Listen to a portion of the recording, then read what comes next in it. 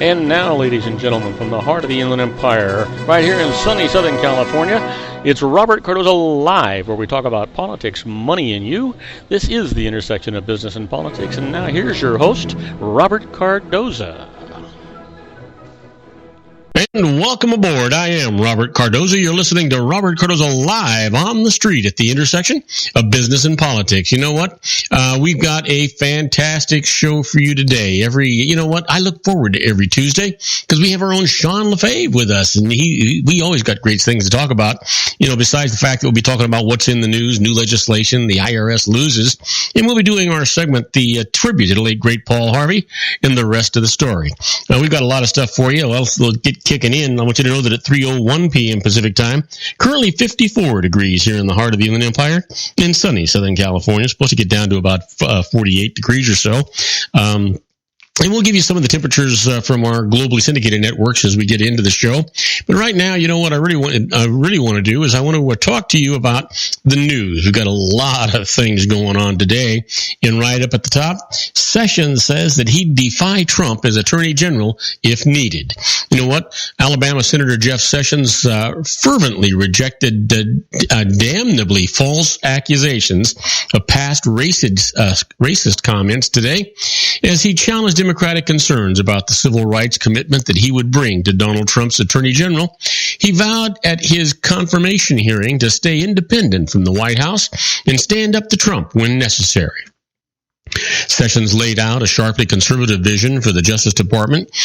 He would oversee pledging to crack down on illegal immigration, gun violence, and the scourge of radical Islamic terrorism, and to keep open the Guantanamo Bay prison in Cuba. But he also distanced himself from some of Trump's public pronouncements. He said waterboarding, a now banned harsh interrogation technique that Trump has at times expressed support for, was absolutely improper and illegal. Though he said that he would prosecute immigrants who repeatedly enter the country illegally and criticized as constitutionally questionable an executive action by President Barack Obama that shielded certain immigrants from deportation, he said that he did not support the idea that Muslims as a religious group should be denied admission to the United States. Trump, earlier in his campaign, called for a temporary total ban on Muslims entering this country, but has more recently proposed extreme vetting. Sessions asserted that he could confront Trump if needed, saying an attorney general must be prepared to resign if asked to do something unlawful or unconstitutional. Nothing new came out of the hearing that seemed likely to threaten Sessions' confirmation by the Republican Senate. Well, that seems to be the way it's going to go. You know what? He's gone through I was watching that today. He's gone through a really tough confirmation hearing.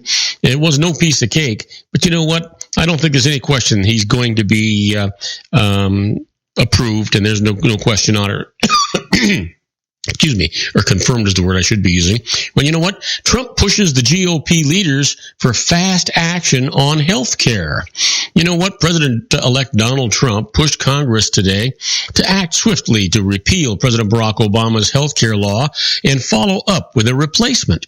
Speaker Paul Ryan, after talking with Trump, announced that the House would aim to take both steps concurrently.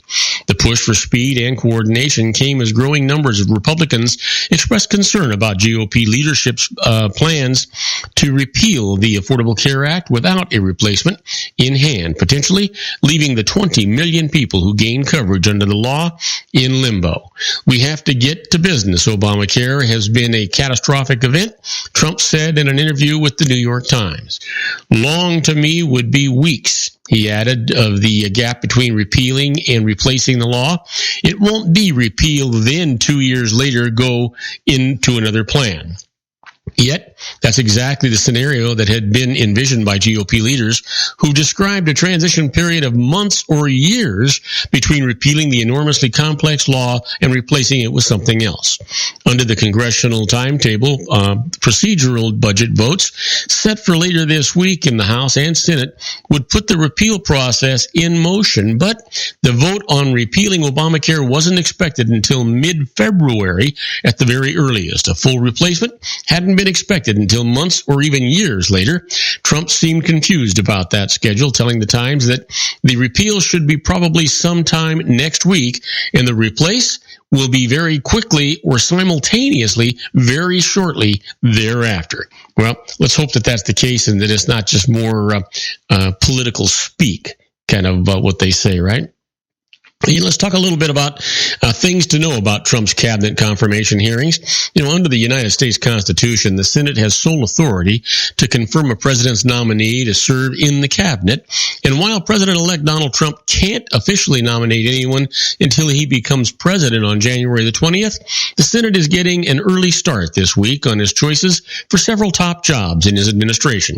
The action began today with Trump's pick for Attorney General Jeff Sessions, a longtime senator from Alabama, and retired Marine General John Kelly, named by Trump to head the Department of Homeland Security. By holding hearings before Inauguration Day, the Senate can move quickly once Trump takes the oath of office and formally submit his cabinet nominees for approval. Republicans have a narrow majority in the Senate, meaning the hearings are unlikely to make or break nominations. Most, if not all, will go through. That's kind of what we kind of think is going on. We've been talking about that for a long time.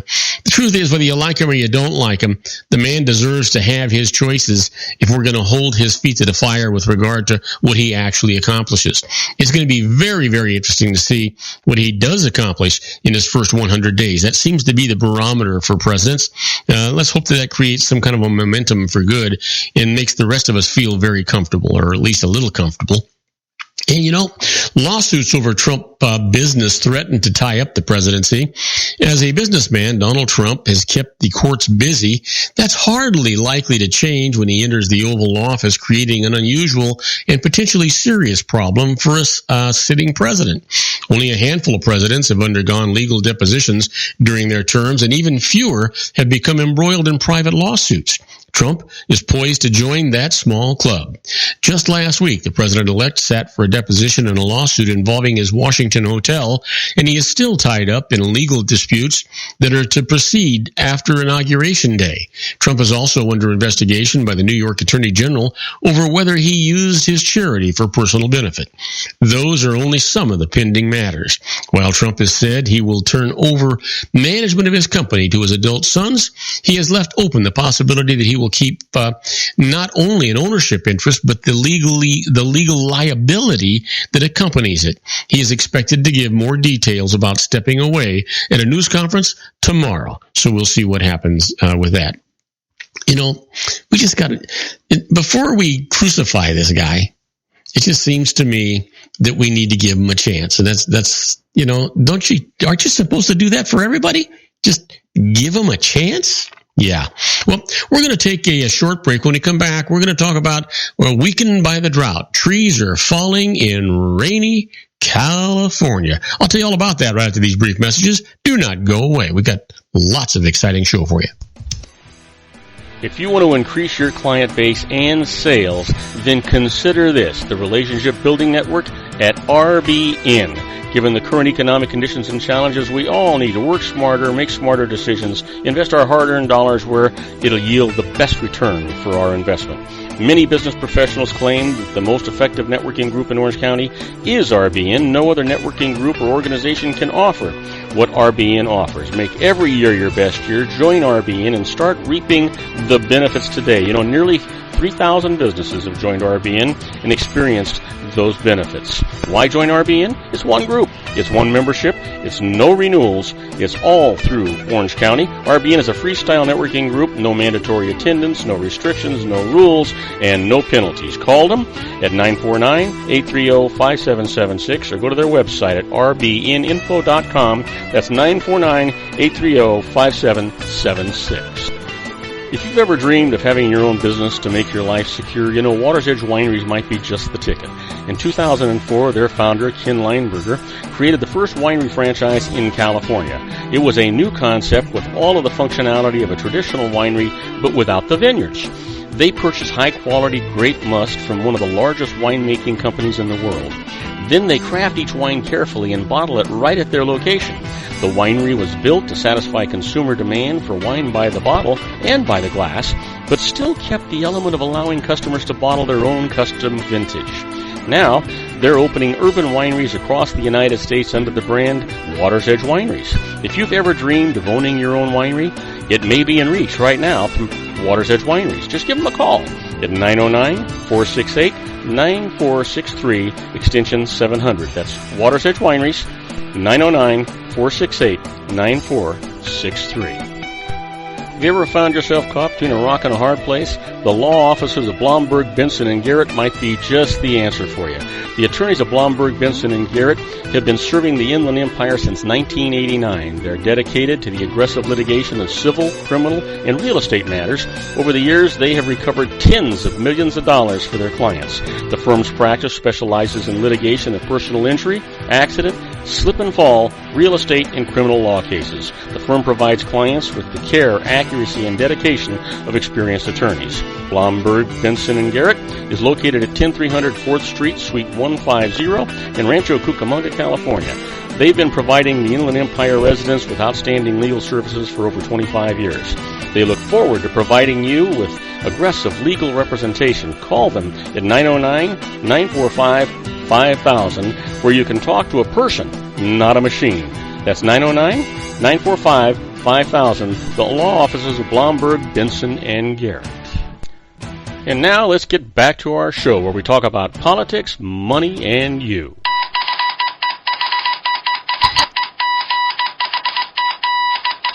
And I am Robert Cardoza. You're listening to Robert Cardoza live on the street at the intersection of business and politics. And we're talking news. You know, weakened by the drought, trees are falling in rainy California. Drenching winter rains combined with the punishing effects of 6 years of drought are causing trees to topple across California, in some cases with deadly results. At least 2 people have been killed in the past month. Seemingly sturdy oaks, palm trees in Southern California, and giant sequoias farther north have been collapsing. Experts say that in some instances, the dry spell had weakened or killed the roots or trunks, and the soggy soil and wind caused the trees to tip over. One woman who struck and killed by a tree while walking on a Northern California golf course on Saturday.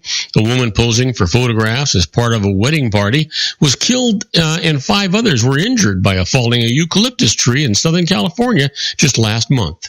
Another wet, blustery storm headed for California for today, or actually this evening, threatened to knock down many more trees throughout the Sierra Nevada. Pay attention to your surroundings and watch those trees, said Battalion Chief Scott McLean of the California Department of Forestry and Fire Protection. It is a hazard, and you need to be aware of it. Days of back-to-back storms have brought the heaviest rain in a decade to parts of Northern California and Nevada, flooding homes, roads, and vineyards. Some areas got more than a foot in the 72-hour period that ended early on Monday, and then got rained on again on Tuesday. In a state park near the town of Arnold, a beloved giant sequoia that became a drive-through tourist attraction decades ago when a tunnel was cut through its trunk, crashed to the ground during the weekend storm. The ancient tree was sickly and barely alive before the storm. Authorities had no immediate estimate of how many trees have actually been toppled. The epic drought gripping California has killed more than 102 million trees in the Sierra Nevada, in many cases by weakening them so much that they became vulnerable to attack by bark beetles. That's just sad, right? Yeah. You know, for those of you that have never been to California, this is a beautiful state, and it's a shame that these things are actually happening. Well, get ready, because in a final speech, Obama must reconcile his hopes with Trump's. You know, now an elder statesman, President Barack Obama, was returning today to the city where he launched his unlikely political career for one final speech, a parting plea to Americans not to lose faith in their future, no matter what they think about the next president. Obama's final speech as president before thousands who will gather at Chicago's McCormick Place is his last chance to try to define what his presidency meant for America. It's a fitting bookend to what started 8 years ago. It was in Chicago in 2008 that the nation's first black president declared victory, and where over the years, he's tried to cultivate his brand of optimism in American politics. We've run our leg in a long relay of progress, knowing that our work will always be unfinished. Obama wrote today, in a Facebook post previewing his speech, and we've affirmed the belief that we can make a difference with our own hands in our own time. The president departed Washington in a late afternoon, joined by an array of long-serving White House advisors and people from his past, including Sister Uma Obama from Kenya, First Lady Michelle Obama, daughter Malia, and family friends came along for what the White House said was Obama's 445th mission aboard Air Force One. Obama has said that he's leaving his 8 years in office with two basic lessons: that Americans are fundamentally good and that change can happen. The system will respond to ordinary people coming together to try to move the country in a better direction, he said ahead of the speech. The system did respond in November to Americans who, by and large, rejected Obama's policies by electing Republican Donald Trump. Obama and Democrats had warned against Trump presidency in apocalyptic terms, so now Obama's daunting task, the closing act of his political career, is to explain how his vision of America remains relevant and achievable for Democrats in the Trump era. No stranger to high-stakes speeches, Obama rose to national prominence on the power of his oratory. But his speech is different, White House officials said. We'll see what happens. It's going to be phenomenal. If you haven't, if you're not going to be able to listen to it, then you should record it. It's going to be monumental and it's going to be historical. You want to make sure that you're certainly listening to this. Well, let's go from that to Dylan Roof. You know who that is, right? Yeah, he's sentenced to death for killing 9 church members. An unrepentant Dylan Roof was sentenced to death today for fatally shooting 9 black church members during a Bible study session, becoming the first person ordered executed for a federal hate crime. A jury deliberated for about 3 hours before returning with the decision, capping a trial in which the 22-year-old avowed white supremacist did not fight for his own life or show any remorse. He served as his own attorney during sentencing and never asked for forgiveness or mercy or explained the massacre. Hours earlier, Roof threw away one last chance to plead for his life, telling jurors, "I still feel like I had to do it." Every juror looked directly at Roof as he spoke for about 5 minutes. A few nodded as he reminded them that they said during jury selection that they could fairly weigh the factors of his case. Only one of them, he noted, had to disagree to spare his life. "I have the right to ask you to give me a life sentence, but I'm not sure what good it would do anyway," he said. When the verdict was read, he stood stoic. Several family members and victims wiped away quiet tears. You know what? I think I'm going to leave it right there. I don't want to give this guy anything more than his 5 minutes of fame.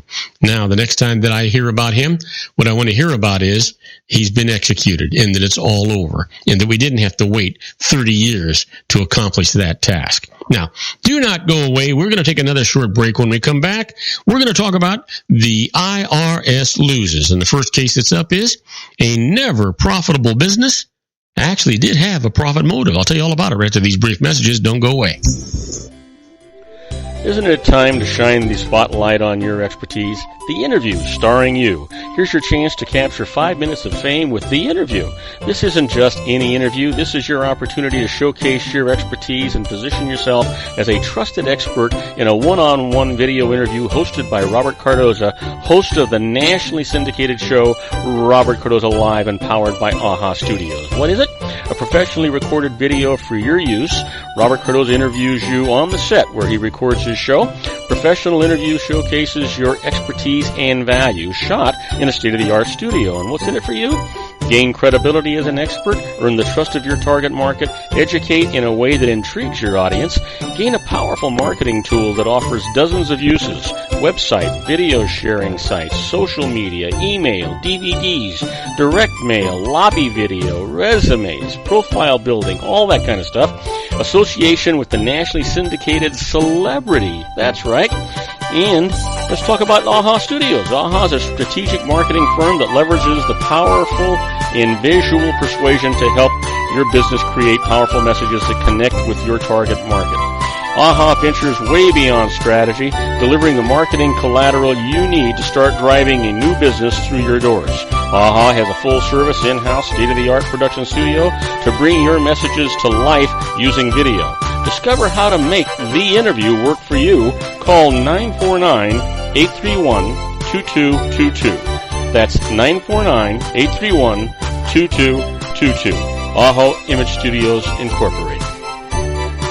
Dr. Stephen Tidwell, Gentle Family Dentistry in a caring, personalized environment. Here at Dr. Tidwell's office, we are dedicated to helping you keep your teeth healthy. We are a state-of-the-art dental practice that still believes in traditional values, such as excellent customer service and individual attention. We have a special welcoming offer for you for just $39, a complete exam, personal consultation, professional cleaning, and all necessary x-rays. That's a $266 value for $39. Dr. Tidwell has 2 convenient locations and experienced staff to provide you with professional care and personal attention that you deserve. Call today. Don't delay. A great smile another day. Call 909-944-7308. That's 909-944-7308 for Rancho Cucamonga or San Bernardino. Joel Saltzman is Dr. Wireless. He has turned his considerable expertise into consumer credit risk and wireless security into a highly specialized independent web-based consulting enterprise targeting consumer credit risk analysis and wireless transactional security and monitoring. He works as a wireless analyst, veteran independent agent, and consumer liaison for most wireless telecom carriers and equipment manufacturers. For more than 20 years, corporate and private clients and media audiences have counted on his unvarnished advice while weighing the technology, performance, and cost differences between Sprint, Nextel, AT&T, Verizon, and T-Mobile. Joel specializes in setting up mobile wireless hotspots to be used for disaster preparedness, business continuity, and mobile wireless merchant processing solutions. Call Dr. Wireless at 310-400-4900 or go to his webpage at drwireless.com. Again, call 310-400-4900 or his webpage at drwireless.com. You'll be glad you did. And now, back to our show.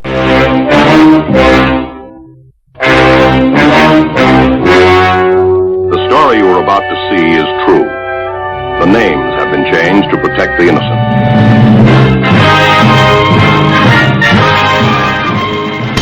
And I am Robert Cardoza. You're listening to Robert Cardoza Live on the Street at the intersection of business and politics. We're at 3:23 p.m. Pacific time. Hey, it's currently 55 degrees here in the heart of the Inland Empire in sunny Southern California. Well, if you're listening to us on our globally syndicated network and you happen to be in New York City, you know what? It's 39 degrees and it's overcast. And if you're in Chicago, Illinois, it's a little bit better. It was snowing yesterday. Today is 41 degrees. And it's overcast. So, let's see what's going on. We'll continue to give you our forecasts for our globally syndicated network as the show progresses. But right now, I want to talk to you about the IRS Loses. And our first case up is a never profitable business had a profit motive. So here's the deal. A corporate executive whose family loved horses bought a farm and used it to run a business boarding horses. But it lost money for 8 years, ranging anywhere from $36,000 to $94,000 annually over that period of time. Now, until he decided to actually sell the farm anyway, he deducted, by the way, that's the way it is with a lot of farming business places like that. They don't make money until they actually sell.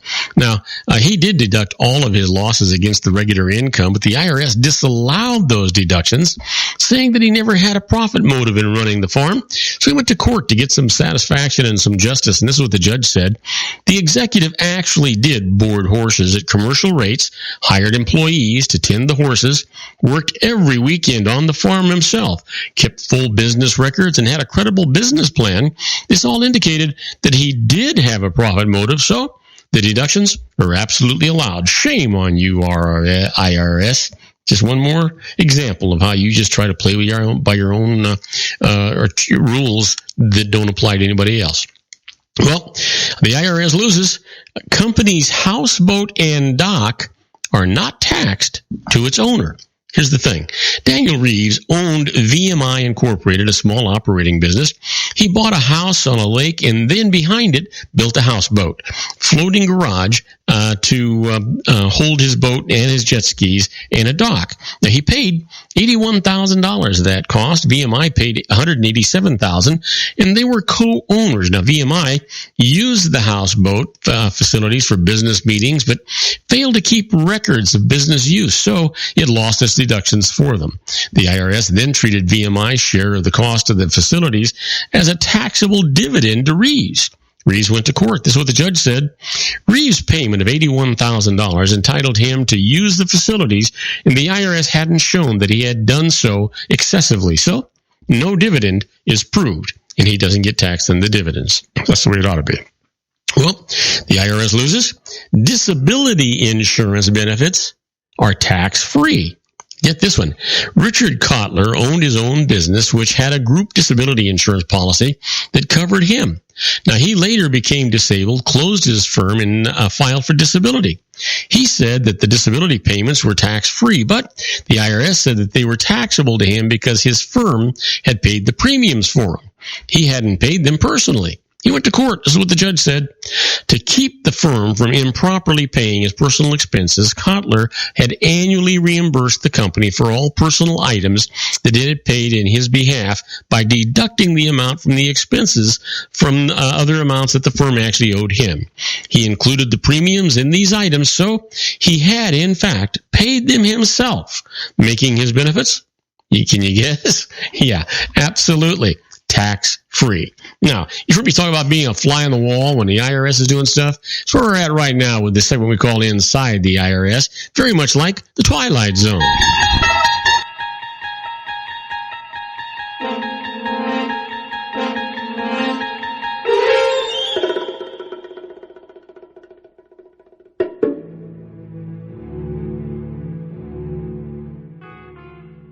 Yeah, well, you know what I tell you all the time. This is not like it's a tax court case, and so you can't really use it that way. But you know, knowledge and information is just invaluable, and so the more things you know, the more things, in the more ways it can help you, especially as it applies to you, and if you're using it with the IRS in mind. Now, here's the one thing, and that is, you know, to know what small business owners are going to jail for these days. I think it's important that we know that. You know, filing false payroll tax returns, including smaller salaries, or indicating smaller salaries. Restaurant owners in particular seem to be a good target for the IRS investigators. These businesses tend to have at least some employees who are on the books for a portion of their salaries, with the balance of their compensation paid in cash. Now, here's a defense for you. There's not much of a defense that you can be mounted if the IRS can put together 5 or 6 employees who will testify that they were paid in cash, even though the employees will admit that they didn't report the cash on their income tax returns. Your best bet here, clean up your act right now. The payroll taxes saved by paying the employees with cash is not worth the legal expenses that you're going to incur in potential time in prison. So you want to keep that in mind. Well, you know what? You ever wonder what happens if you're arrested by the IRS? You know what? It's not a pleasant thing. Many times a grand jury will be presented with the aspects of a case as portrayed by the government attorney. An indictment will be issued and an arrest warrant is going to be executed. The IRS special agents are going to show up at your home or your place of business and inform you that you're under arrest. You'll then be handcuffed and transported to a federal district courthouse for processing, fingerprinting, a mugshot, and bail hearing. Now, the entire process takes about a day, and if you have no prior criminal convictions, bail will be set and you'll probably be able to go home that night. In more complicated cases, you might have to stay overnight in jails until a bail package can be negotiated with the assistant U.S. attorney assigned to your case. But you need to be careful. During that car ride to the courthouse, the special agents are going to encourage you to make incriminating statements, so you need to be polite, but tell them that you don't want to talk to them until you've met get with your attorney. Now, that is the best advice I'm ever going to be able to give you. Now, talking about best advice and information, that is what's coming up next. We're going to take a short break, but when we come back, we're going to be with our own Sean LaFave in his Geared for Wellness Corner. You know what? I have no idea what we're going to talk about. I'm sure he thinks he knows what we're going to talk about, but that seems to get changed every time we get on the air together. So we'll be right back with Sean after these brief messages. You don't want to miss this. If you want to increase your client base and sales, then consider this, the Relationship Building Network at RBN. Given the current economic conditions and challenges, we all need to work smarter, make smarter decisions, invest our hard-earned dollars where it'll yield the best return for our investment. Many business professionals claim that the most effective networking group in Orange County is RBN. No other networking group or organization can offer what RBN offers. Make every year your best year. Join RBN and start reaping the benefits today. You know, nearly 3,000 businesses have joined RBN and experienced those benefits. Why join RBN? It's one group. It's one membership. It's no renewals. It's all through Orange County. RBN is a freestyle networking group. No mandatory attendance, no restrictions, no rules, and no penalties. Call them at 949-830-5776 or go to their website at rbninfo.com. That's 949-830-5776. If you've ever dreamed of having your own business to make your life secure, you know Water's Edge Wineries might be just the ticket. In 2004, their founder, Ken Lineberger, created the first winery franchise in California. It was a new concept with all of the functionality of a traditional winery, but without the vineyards. They purchased high-quality grape must from one of the largest winemaking companies in the world. Then they craft each wine carefully and bottle it right at their location. The winery was built to satisfy consumer demand for wine by the bottle and by the glass, but still kept the element of allowing customers to bottle their own custom vintage. Now, they're opening urban wineries across the United States under the brand Water's Edge Wineries. If you've ever dreamed of owning your own winery, it may be in reach right now through Water's Edge Wineries. Just give them a call at 909-468-9463, extension 700. That's Water's Edge Wineries, 909-468-9463. Have you ever found yourself caught between a rock and a hard place? The law offices of Blomberg, Benson, and Garrett might be just the answer for you. The attorneys of Blomberg, Benson, and Garrett have been serving the Inland Empire since 1989. They're dedicated to the aggressive litigation of civil, criminal, and real estate matters. Over the years, they have recovered tens of millions of dollars for their clients. The firm's practice specializes in litigation of personal injury, accident, slip and fall, real estate, and criminal law cases. The firm provides clients with the care, accuracy, and dedication of experienced attorneys. Blomberg, Benson, and Garrett is located at 10300 4th Street, Suite 150 in Rancho Cucamonga, California. They've been providing the Inland Empire residents with outstanding legal services for over 25 years. They look forward to providing you with aggressive legal representation. Call them at 909-945-5000, where you can talk to a person, not a machine. That's 909-945-5000, the law offices of Blomberg, Benson, and Garrett. And now let's get back to our show where we talk about politics, money, and you. And now, ladies and gentlemen, coming to you from his personal meditation lounge in Orange County, California, a professional dedicated to conquering many chronic conditions from autism to weight loss and everything in between. The nationally recognized wellness coach, consultant, and lecturer, Sean LaFave, in his Geared for Wellness Corner. And I am Robert Cardoza. You're listening to Robert Cardoza live on the street at the intersection of business and politics. We're at 3:33 p.m. Pacific time. Currently 55 degrees here in the heart of the Inland Empire in sunny Southern California. Well, if you're listening to us on our globally syndicated network and you're in Cleveland, Ohio, well, it's 42 degrees and it's raining. But you know what? If you're in Wichita, Kansas, it's shirt sleeve weather. It is gorgeous out there. It's 51 degrees and it's partly cloudy. And I think Sean's probably going to go for a walk right after this broadcast. Hey, Sean, how you doing, buddy? I'm doing awesome, Bob. How are you doing? Well, you know what? I'm actually watching the animals line up 2 by 2 outside the studio window here. Make sure you take the last of those 2 mosquitoes and swap those suckers before they get I'm going to smack them suckers. Why any idiot would include... You don't actually have to smack one of them. So, you know. So anyway. chances. I'm smacking both of them. That's why God. That's why God gave me two hands. I lived in California a lot, but I moved there, 3.5 years ago or just roughly, and it hardly ever rains there, and all of a sudden now I'm in Kansas, and it seems like you guys are getting monsoon season there, which I'm glad I'm not there for it, but man, everyone I talk to just keeps telling me about all the rain you're getting.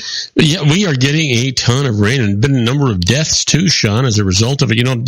Remember in the giant sequoias, the big tunnel tree? Yeah. The big tunnel tree actually fell over, killed a lady, and has been there for over 200 years. Yeah. Wow, that's terrible. Wow. Yeah. So I just a lot of catastrophic things going on out here, and then of course we've had the drought for 6 years. You're well aware of it. We've had the drought for 6 years, so a lot of the roots became rotted and they got undermined, and now with all this extra rain, they're all loose and trees are just toppling. I saw a report where the Sierras have lost over 1 million trees. Wow. That's amazing. Yeah, big stuff. Anyway, let's talk about more pleasant things. Are there more pleasant things? There, you know what? There are, for sure. Oh. 2 days ago, it was my birthday. I know. Yeah, and I was trying very hard to be the very first person to acknowledge it. But you were, I think with that email you sent, you may very well have been. I can't remember when I got that email from you. Well, no, you told me you were dancing with Sally when you got that email, so she must have been the first person to wish you a happy birthday. Well, I guess so. You're right. Yeah, because that was out. Yeah, I was out Saturday night. We went up to some bar up in Salina, Kansas, and it was funny. It was a little country bar. Salina, Kansas is a small town, but I tell you what, it's a great bar. I've never been there before. It was a great place. They had a wide range. You had people all the way from their 20s up into their 80s, and everybody out dancing and shooting pool. And it was just, the only thing it was missing was a mechanical bull. It would have been perfect. Well, Sean, Salina must be quite a bit smaller than Wichita, right? Oh, significantly. So does it have some kind of ambiance that would draw you there? No, we just happened to be up in that area. Oh, Saturday, we were up in that area, actually helping someone demolish their bathroom because doing a remodel. I learned something new that I didn't know you could do, and was very excited about doing it. Of course, I'm sure you're not going to tell me you learned how to use an outhouse. I learned that a long time ago. But when I was a kid, we lived in Montana for a summer. We lived in Montana quite a few times, but one particular summer, we lived in a house that had no indoor plumbing or electricity, and we actually had to use an outhouse that was, obviously outside of the house. That's kind of I'll bet as you reflect on that, it's all good memories, though. Oh, it was one of the best times of my life. We literally had a hand pump well that we got water from. I remember in that house was the first time I ever cooked something myself, like a meal, that I would eat. Mm-hmm. And it was bacon and eggs, and I cooked it on a wood stove. How old were you? How old were you, Sean? I would have been 6 or 7 years old. Oh, wow. You're a young little guy. Yeah, I want to say I was. I'm going to say now that I think about it, I think I was 7. So yeah, it was. We had bought this land out in Montana, and it was right near a lake, and we eventually, for a while there, we ran off of a generator. We had a generator that ran all the time, and a diesel generator to give us power, and eventually we got the city to get. There was power, I think, within about a mile or so of where we were. We finally were able to get power out to our place, and so we were able to we brought in actually a mobile home, and lived in an 80-foot long mobile home for a while out there. Oh gosh, progress just ruined your lifestyle. Oh, it did. It ruined everything. I know. We ended up getting an electric pump, so I didn't get to go out and hand pump the. But I tell you what, we had this right next to the house that we lived in for that summer, which we eventually demolished because it was just really run down. The attic was filled with bats and all kinds of stuff. But we had this log cabin that was built back in the 1800s, and we added an addition to the front of it and turned it into a convenience store, like a general store out there by the lake, so people could buy, milk and eggs and fishing supplies and pop and beer and whatever.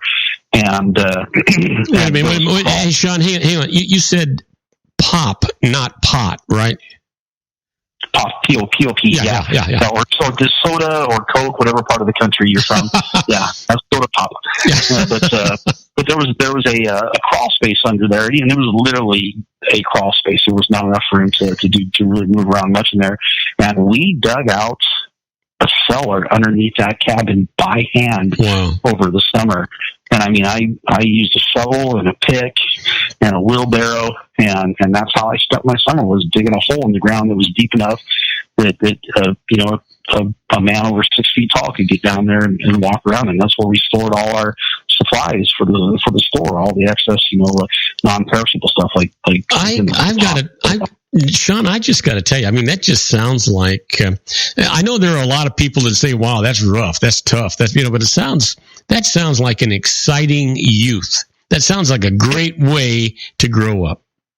It was a great way to grow up, and I didn't think of it as hard work. I mean, yeah, you gotta, the hardest part was, once the wheelbarrow was full, because, I wasn't a very big guy. Yeah. I was just a kid, but was taking the wheelbarrow. But yeah, we brought in, we had someone come in with a backhoe, and they dug a channel so we could walk down, and then of course they couldn't get the backhoe under the cabin, so they just dug a pathway in to where we could walk down, and then I just started on the wall and just started digging and digging and digging, and literally we spent an entire summer digging by hand a cellar out underneath that log cabin, and of course we supported it with I think it was, I can't remember if it was steel poles, I think, along the way so that it wouldn't collapse. And it was great. I have very fond memories of it. I obviously I'd work, but I would have time to go run around. I'd go out to the lake and go swimming, and I had a dog, and we'd go run around out in the woods, and I had a .22 rifle that I'd go out and shoot stuff with, and I think the time when we did that, I think I was probably about 11 or 12 years old or something like that. But yeah, it was a lot of fun. I enjoyed it immensely. It's interesting as you think back on your youth. I remember when I was about 7, 8 years old, something like that. I used to go visit my uncle, who had a big ranch up in the in the Palamesa, and he had about 880 acres, and we'd go through there. My cousin and I would go hunting. And the warden, the game warden there, actually put a bounty on squirrels. And so my cousin and I would go out, and this is going to sound horrible, we'd go out and shoot squirrels because the warden would give us a nickel for every tail. I want to tell you. I tell you what, I would have spent my day doing nothing else if I had that option. Boy, I want to tell you, we did well. We did well. Yeah. And shooting these squirrels. Of course, we'd only bring the tails. The rest of it, And I've met people since then that probably would have ate those squirrels, but not me. We shoot rabbits too, and that's what we have for dinner. Yeah, I've eaten rabbit plenty of times. I've never eaten a squirrel. Yeah. Yeah. So anyway, so I was, like I said, I grew up, I dug that thing, I swung a pickaxe, I chopped wood, I swung a sledgehammer, I did all that stuff growing up, and glad I did. It was a great childhood. And it gave you a good work ethic too, didn't it? Because I'll bet you didn't even realize that you were doing anything other than your share. Right. No, exactly. That was just what we did. Yeah. Yeah. We didn't complain. It wasn't going to do any good to complain anyway. You get your ass whooped if you did. You just didn't complain.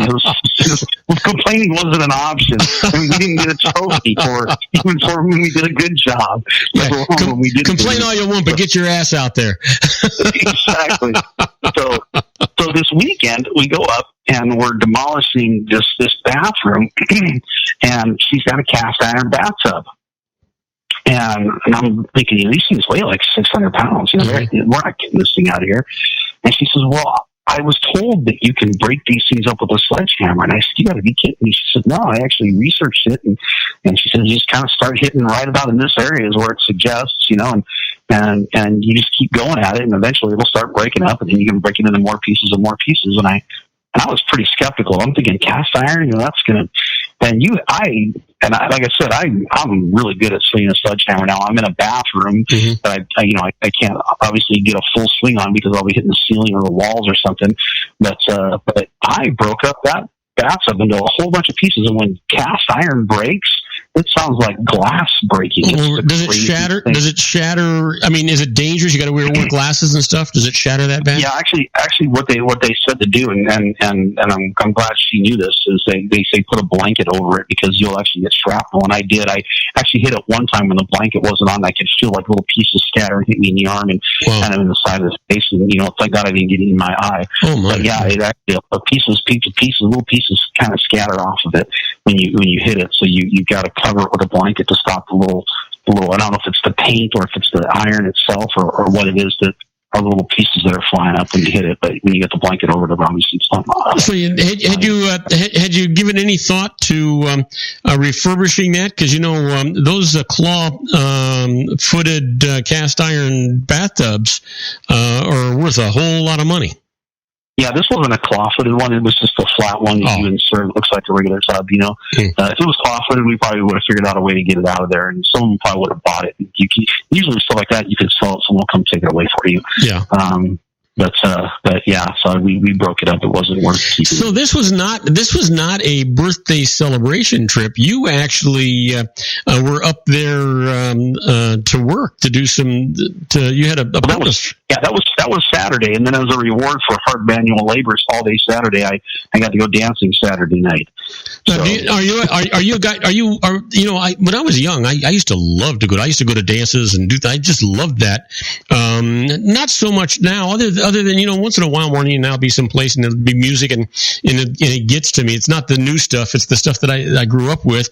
I'll go out there and I'll dance and I enjoy it. Or we'll be on a cruise ship and I'll dance all night long. I love the dance. Is that something that you have always liked doing, dancing, since you were young, or is that just something recently? Yeah, no. I've been dancing since I was country dancing since I was 18, and then I was actually just telling the story just the other day. It was kind of a funny story. Mm-hmm. My dad had this friend. I can't remember his name right now, but he was a guy who was a coworker of his, and every time I saw the guy, he always had a cowboy hat on, and he's kind of came across as a country boy, and he stopped by the house one day to come see my dad, and nobody was home, so he took a business card that he had, and on the backside said, "Hey Jim, stop by to see you, give me a call." And I got home, it was in the screen door, and I flipped it over to see who it was from, and it wasn't his business card from work, it was his business card as a country dance instructor. Mm. And so I called him up and I said, "Hey, this is Jim's son, Sean." I said, I'll give my dad, your number when he gets here." I said, "But I saw your card." I said, "I've always wanted to learn how to country dance. I'm a huge country music fan." I said, "Can you teach me?" He said, "You know what?" He goes, "Here's what you should do. There's a place in the Santa Susana Pass. You know the Santa Susana Pass, right?" Yeah. Okay, so back in the day, I don't know how long it was there. I know that they got rid of it, I think, in the 90s, and this was in the late 80s, 87 and 88 that I went there. Mm-hmm. He said there's a place called Old Susanna. It's a country bar. He goes on Thursday nights at 7 o'clock from 7 to 8. They teach country dance lessons, and then from 8 to 10 you can stay there and dance. But at 10 o'clock they stop serving food and they only serve alcohol, so you'll have to leave. So you get 3 hours on a week, to learn. And I said, "All right, that sounds great. I'll meet you there." And he said, "Come on out." He goes, "I'm always there." He goes, I'll meet you." And so I went out there. Now this guy was, when he took his hat off, he's balding on top. Hey! Careful with that. Yeah, no. Hey, I'm not saying there's anything wrong with it. I'm just going to stereotype. That's all we're going to do. Okay. Harmless stereotyping here going on. So the guy's short, right? And I'm talking like 5'6", 5'7" tops. I mean, I say probably somewhere around there. And he's got a gut. And every time I saw this guy out there, he was with some gorgeous woman, and it wasn't always the same one. And I'm looking at this guy and going, "This guy's short, fat, and bald, and he's got hot women all the time." I'm like, I got to learn how to country dance. Sean, that would be the right motivation. So here, I've got to ask you: were you into the Texas two-step, or were you into line dancing? What kind of country dancing were you doing? I do it all. The two-step, I love the two-step, and that's probably the one I do the most. I do the line dances. They change. I learned the first line dance that I ever learned in 1987, so we're talking almost 30 years ago now. was a line dance called the Tush Push. Oh, yeah. And I learned it to the tune of Redneck Girl by the Bellamy Brothers. So I learned how to two-step. I learned how to waltz. I learned how to three-step. Later on, I learned how to do things like the 10-step and a few other I call them fad dances. Some ones that were around for a while but didn't last. The 10-step, of course, Cotton Eye Joe. I would do all those things, and the waltz is actually probably my favorite. I love to waltz. Yeah. The three-step can be a lot of fun, but the two-step is the one that most people know, and it's the one that's mostly widely. I can still do the Texas two-step, but the line dancing, I'm just not coordinated enough for it anymore. Yeah, it's something I don't do as much as I used to because they come up with new dances all the time. I went to a bar up in San Luis Obispo last summer, and I didn't know probably maybe 15 to 20% of the dances they were doing when they were line dancing. But I also do ballroom dancing if that's available. Oh, I like that too. There's no difference. The two-step for country music is the same as the foxtrot for ballroom dancing. Yeah. It's just instead of going quick, quick, slow, slow, you go slow, slow, quick, quick. Yeah. But it's the exact same steps. The waltz is a waltz. What we call the three-step in country music is what they call a polka in ballroom dancing. And I actually years ago I used to go with this group that they would invite us out every once in a while. They would let us youngsters go out, and it was a 55 and up crowd. And every now and then they'd have nights where anyone could show up, and we'd show up, and we're in our 30s, and there's people in their 60s, 70s, 80s, and even in their 90s out there. And I'll tell you what, this crowd, once the music hit, boom, they were all out on the dance floor. Yeah. I mean, I'm guessing they're probably going, we don't even know if we're going to be able to dance next week, so we're just going to go get it done right now. and I was out there dancing one time, and so we can kind of work this into our the whole health segment of our show now. And I said, when I was dancing, I said, gosh, look around. I said, what do all these people have in common? And she goes, they're all old. And I said, well, besides that, and she said, I don't know. I said, they're all fit. Yeah, they're healthy. Shape. Yeah. They're healthy people. And I'm like, I don't know if they're dancing because they're healthy or they're healthy because they're dancing, but I'm thinking, movement, as they say, motion creates emotion. And, you got to constantly move because you're either in a state of repair or a state of decline, you're either growing or you're dying kind of thing. And I'm thinking, as long as you're moving, you're still alive. Yeah. And so these people were out there, I'm talking, we leave, and people, in their 80s or 90s are still out there dancing, 3 hours later. And I'm going, man, I can't even keep up with them. But it was a lot of fun. So I always enjoyed it, since I was adult. I'm sure as a kid, I did the hip hop dancing and all that kind of stuff. But as far as country dancing, I really enjoy the aspect of holding your partner, working in unison with another person instead of I don't know why this came into my mind, and I don't know if you're old enough to remember. Do you remember doing the stroll? You don't. You're probably too young for that. They had a dance. They had a dance that they called the stroll, and all the men would be lined up on one. Yeah, all the men would be lined up on one. I know what the stroll is, but they didn't do it when I was a kid. Oh yeah, we used to do the stroll. We used to do all those things. Twist. Yeah, dancing is a lot different than it used to be.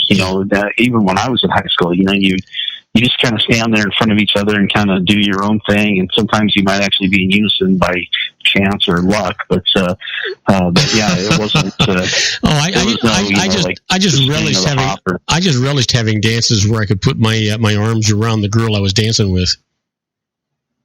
Oh, those are the best. Yeah, those are the best. I do remember, there was a time when especially when we were younger, maybe not in high school so much, they would definitely watch to make sure you weren't making out on the floor or anything like that.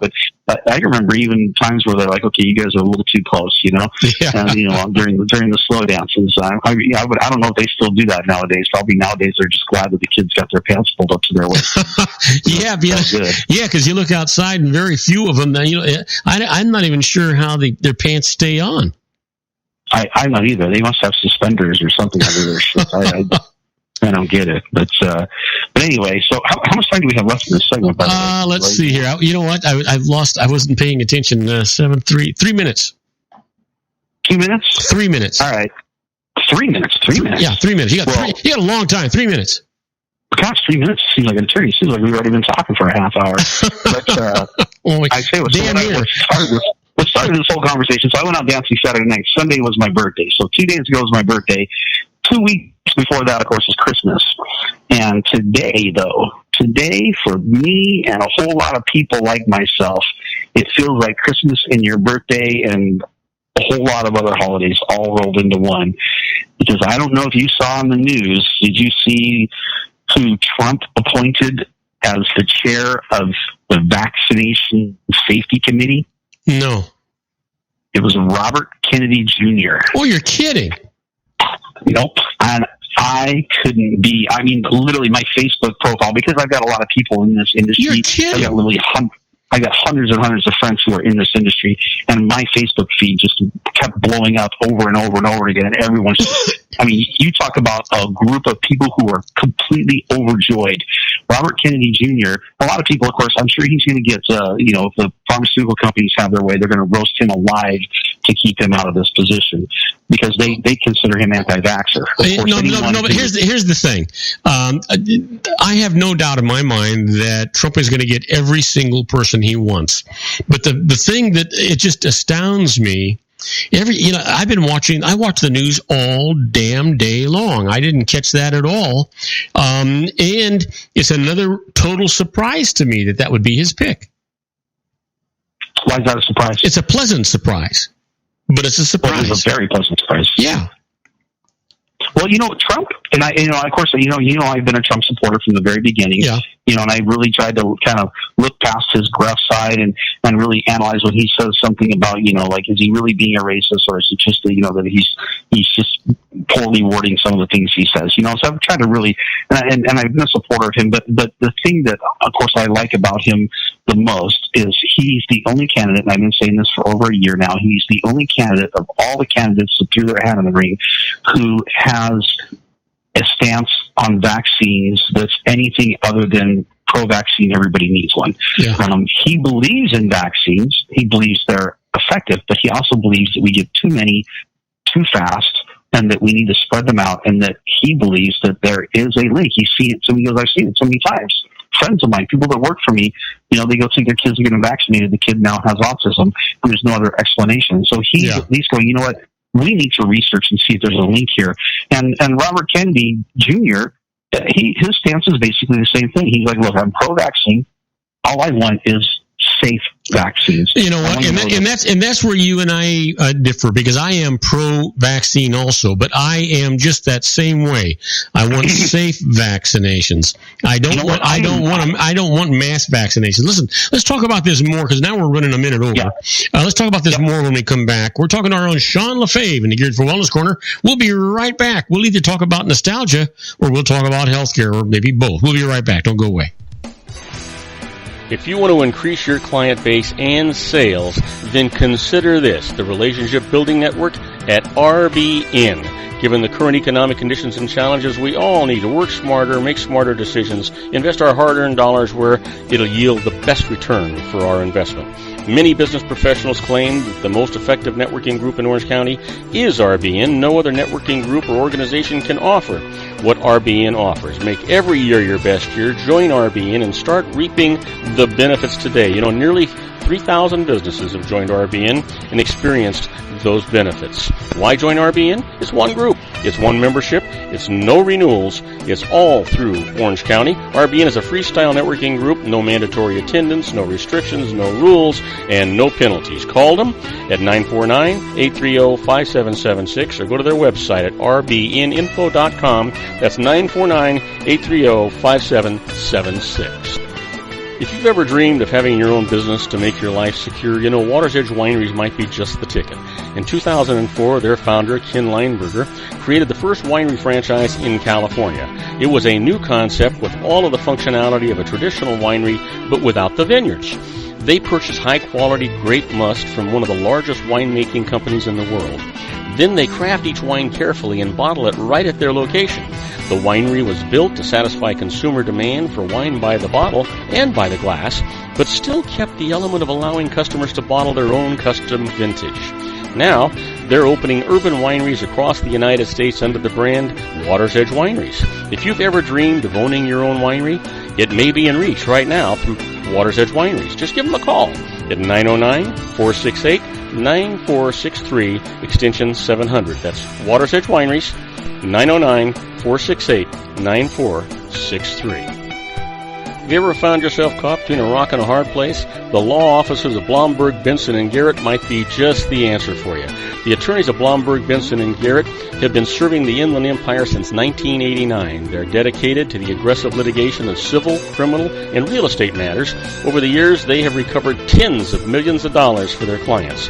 The firm's practice specializes in litigation of personal injury, accident, slip and fall, real estate, and criminal law cases. The firm provides clients with the care, accuracy, and dedication of experienced attorneys. Blomberg, Benson, and Garrett is located at 10300 4th Street, Suite 150 in Rancho Cucamonga, California.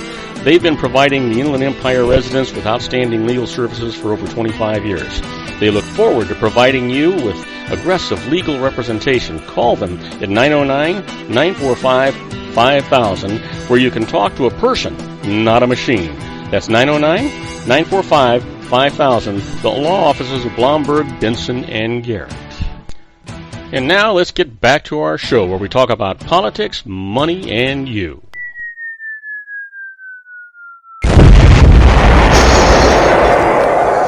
And I am Robert Cardoza. You're listening to Robert Cardoza Live on the Street at the intersection of business and politics. We're at 4:01 p.m. Pacific time, currently 54 degrees here in the heart of the Inland Empire in sunny Southern California. And if you're listening to us on our globally syndicated network and you're in Paris, France, you lucky dude, it's 41 degrees and it is overcast. And if you're in Rome, Italy, it's 30 degrees and it's clear. You know what? It's cold in both places. It's also 1 o'clock in the morning tomorrow morning. So you know what? It's time for you to take your nightcap, go to bed, and wake up to a beautiful city. We're talking to our own Sean LaFave in the Geared for Wellness Corner. And when we left, we were talking about vaccinations and Robert Kennedy Jr. Kennedy Jr. You're on the air, Sean. All right. So, yeah, I am anti-vaccine for the vaccines that we currently have, at least most of them anyway. If you can show me a safe and effective vaccine, I'd be all for it. But the problem is the way the vaccines are administered, all the toxins that are built into the adjuvants, the preservatives, everything from mercury to aluminum to MSGs to formaldehyde to, embryo cells from other animals as well as humans and on and on. So I'm just not a big fan of the way they're made, and I'm not a big fan of the way they're administered because they bypass. There's 2 steps to immunity, and we're only triggering one part of the immunity. We're not triggering both parts.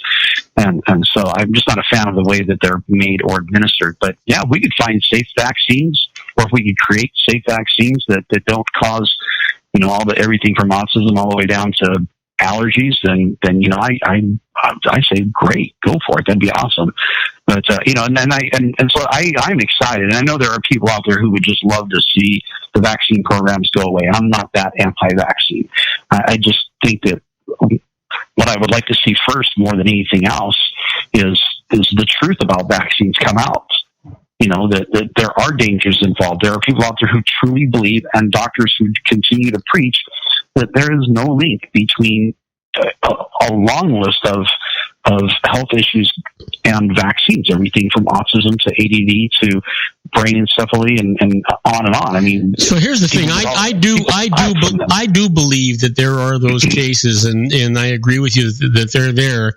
And I agree that the medical science does seem to subvert and push that away and get it off the spotlight. And I think that that's wrong. I think that they should address the shortfalls as well as the benefits. And I think that they should stop trying to give us these massive doses of vaccinations, as opposed to I think a well-prescribed spread out of these vaccinations where they're indicated or where they're needed. You know what, Sean, I got to tell you, I don't know about you, but it just seems to me that everybody, and I mean everybody, lies to us.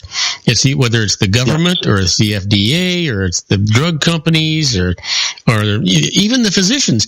If physicians if you're going to have surgery, they'll tell you what the odds are of recovery, or if you get cancer, they'll tell you what the odds are of recovery, right? Right. Well, why don't they tell you what the odds are of you getting autism for taking vaccinations? Sure, because it would create fear and paranoia and panic, and nobody would want to get the vaccines. And this is a multi-billion-dollar industry, so of course they don't want the truth. They don't even want to give you the insert. I've talked to people who ask for the insert, and the nurses or whoever's giving them the shot, whether it's the doctor or the nurse, kind of huff and get all dramatic about it, like they're asking for their firstborn or something like that. I'm like, no, I just want to see the insert. Yeah. And I've had medical doctors roll their eyes at me for asking a very simple question. In fact, I was with a friend who had polycystic ovarian syndrome, and she was at the doctor's office, and all I asked this guy was, well, what causes this? This is a pretty legitimate question, because you're not supposed to have cysts on your ovaries. A healthy ovary has no cysts on it. There's a reason why they call it polycystic ovarian syndrome, because they're not supposed to be there. I asked this guy, I said, he was looking at her, and I said, well, what causes that? This got many cysts. And this guy literally rolled his eyes up, got this look on his face like, why am I having to answer this stupid question? He looked at me, and in a very stern voice, he goes, nothing causes it. It just happens sometimes that way. And I said, oh, okay, thanks. Because I could tell this guy clearly didn't want to have a conversation. He didn't want to. That is just BS. Everything. I believe that everything is a system of cause and effect. Everything is a system of cause and effect. It doesn't just happen. It just happens because something happened. Right, and I'm not, and I wasn't even I wasn't looking for, I don't think, this is not something I'm blaming on the medical world. This is something that maybe is an environmental thing. Is it a hormone imbalance? Which, of course, she had a hormone imbalance as well. And there's polycystic ovarian syndrome can even be related to parasites, and there's a lot of different things that could cause it. I've actually researched. You know what you should have. You should have said to that doctor. Oh, I guess you just don't know, huh, Doc? Yeah, that was probably the case, but I wasn't going to be antagonistic because he was my doctor. It would have been a little bit different conversation, but it wasn't my doctor. I was just there to support her, and but I was just amazed by that. But doctors don't get paid to educate you, and that's funny because the word doctor actually comes from the Greek word that it comes from actually means teacher. Doctor actually means teacher. So that's what they're supposed to be doing, is teaching you. But that's the last thing they want to do, because it takes up too much time and they don't get paid for it. There's no ICD-10 code for I taught the patient how she got sick. That just doesn't work that way. There's no money in it. And yeah, this guy was upset, and you could tell frustrated at the fact that I was asking. I thought it was a very legitimate question, and he just didn't want to answer. He just wanted to push her through a mill, just like he does with all of his other patients. And it was just very interesting. And so, I've talked to people. I don't go to the medical doctors ever. I haven't been to a medical doctor except for my physicals that I got when I was in the Air Force. I haven't been to a medical doctor, and it's been probably 12, 15 years, something like that. And I just don't have a need for them. And so I don't really see it, but I talk to people who do. And I'm astounded that when, matter of fact, I just got a new client yesterday, and she is a patient of a dentist who's a friend of mine here in Wichita, Kansas.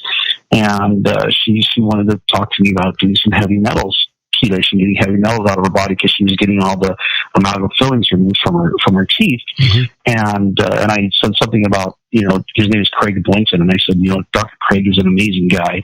I said, the thing that I really like about him is he takes his time with you. He'll answer your questions. She goes, oh my God.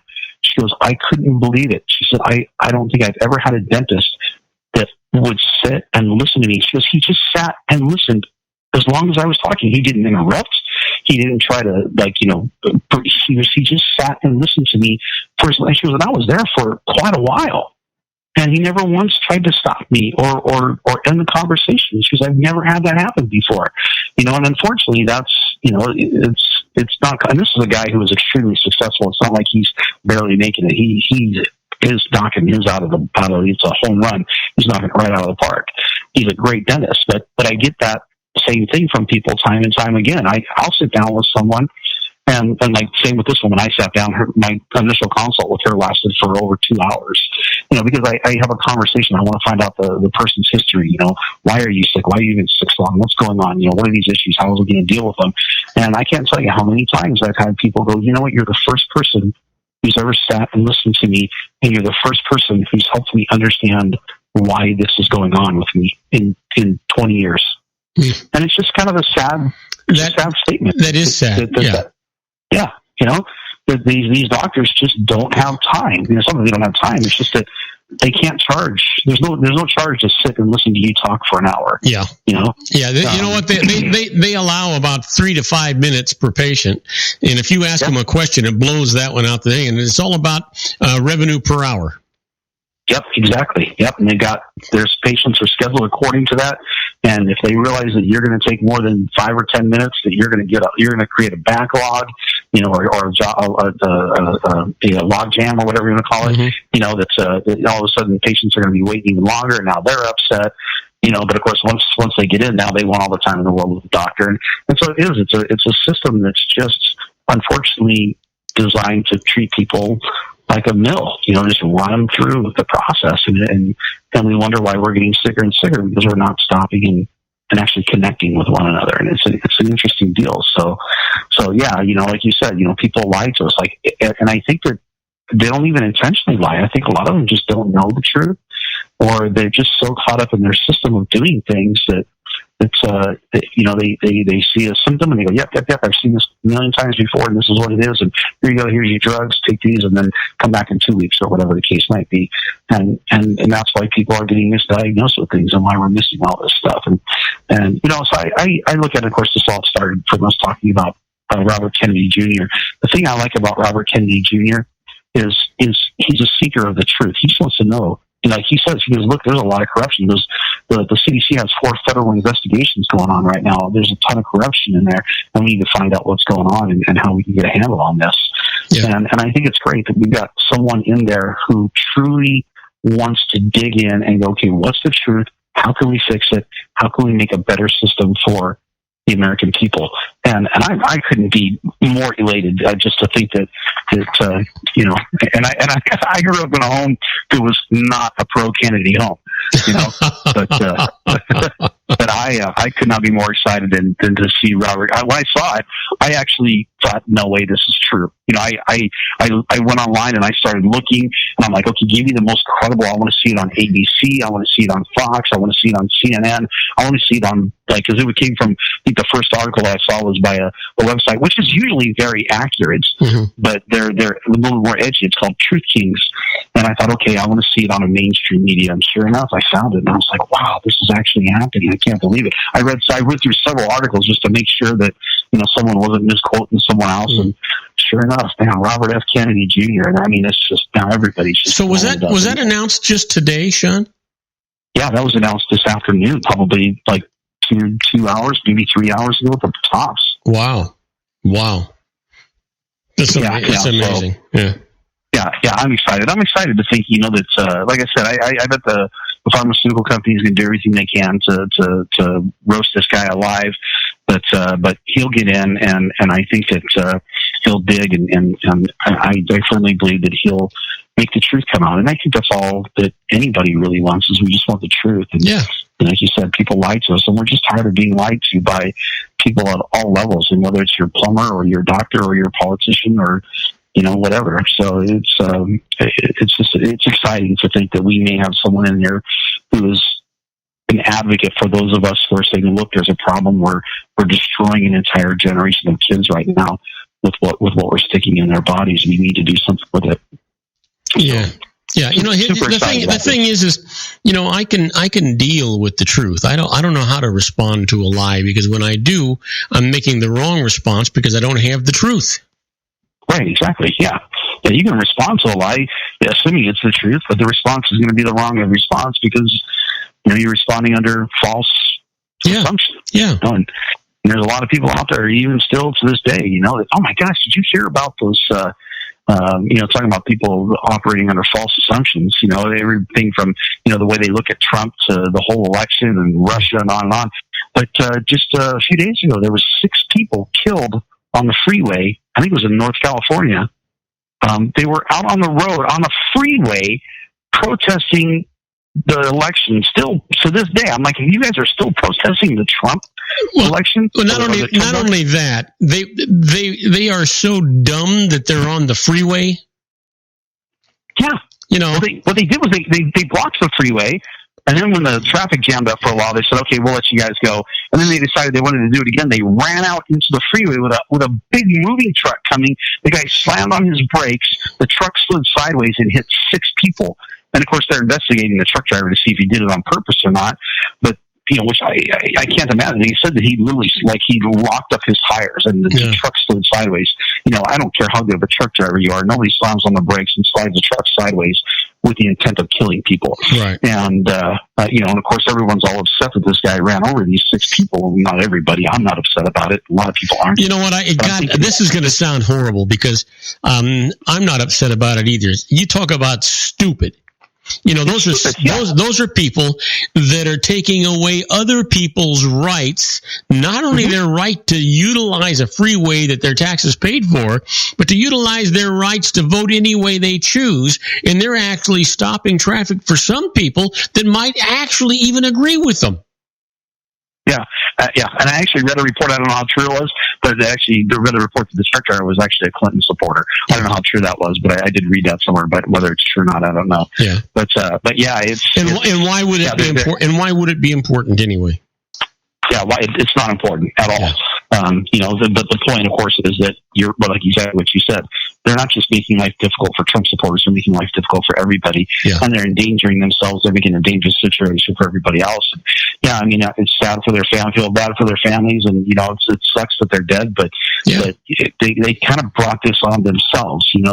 It's not something that they were pushed into. No one held a gun to their head. They weren't in the wrong place at the wrong time. They were. Sean, you've got to know that if you run on the freeway in front of oncoming cars at 65 or 70 miles an hour, that there's a chance you could get hurt. Yeah. Yep. And 6 of them died. Yeah. That's incredible. So anyway, but I'm excited about this, and the whole. Again, what we were talking about is true. Yeah. So you sent me some other cool articles. Let me see here. You've only got 45 seconds to address it. Well, then which one do we want to talk about when we come back? You can lead into it though. So when we come back, we'll get on this one because we can probably use this one the entire next segment. All right. It was called Diet Resolutions. Instead of resolution, it's an illusion.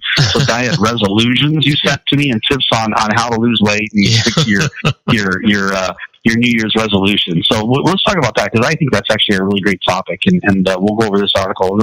It'll probably last us the entire next segment. All right, we're talking to our own Sean LaFave in the Geared for Wellness Corner. Poor guy happens to be in Wichita, Kansas, but he's smiling because the weather right now is 44 degrees and partly cloudy. It's a lot better than being knee deep in snow or bad weather. We'll be right back with Sean after these brief messages. Don't go away.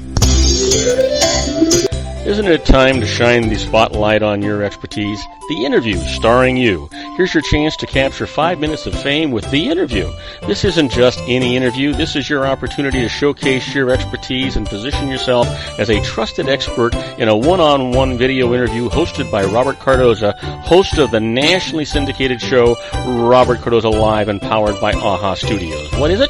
A professionally recorded video for your use. Robert Cardoza interviews you on the set where he records his show. Professional interview showcases your expertise and value, shot in a state-of-the-art studio. And what's in it for you?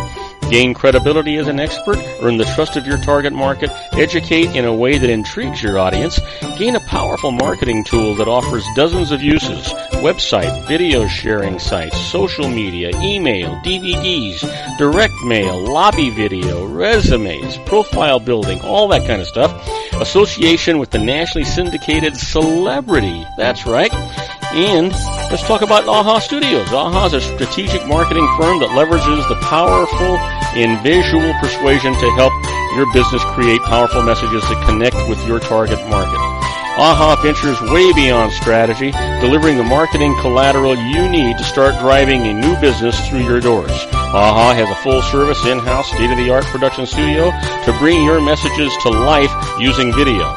Discover how to make the interview work for you. Call 949-831-2222. That's 949-831-2222. AHA Image Studios, Incorporated. Dr. Stephen Tidwell, Gentle Family Dentistry in a caring, personalized environment. Here at Dr. Tidwell's office, we are dedicated to helping you keep your teeth healthy. We are a state-of-the-art dental practice that still believes in traditional values, such as excellent customer service and individual attention. We have a special welcoming offer for you for just $39, a complete exam, personal consultation, professional cleaning, and all necessary x-rays. That's a $266 value for $39. Dr. Tidwell has 2 convenient locations and experienced staff to provide you with professional care and personal attention that you deserve. Call today. Don't delay. A great smile another day. Call 909-944-7308. That's 909-944-7308 for Rancho Cucamonga or San Bernardino. Joel Saltzman is Dr. Wireless. He has turned his considerable expertise into consumer credit risk and wireless security into a highly specialized independent web-based consulting enterprise targeting consumer credit risk analysis and wireless transactional security and monitoring. He works as a wireless analyst, veteran independent agent, and consumer liaison for most wireless telecom carriers and equipment manufacturers. For more than 20 years, corporate and private clients and media audiences have counted on his unvarnished advice while weighing the technology, performance, and cost differences between Sprint, Nextel, AT&T, Verizon, and T-Mobile. Joel specializes in setting up mobile wireless hotspots to be used for disaster preparedness, business continuity, and mobile wireless merchant processing solutions. Call Dr. Wireless at 310-400-4900 or go to his webpage at drwireless.com. Again, call 310-400-4900 or his webpage at drwireless.com. You'll be glad you did. And now, back to our show.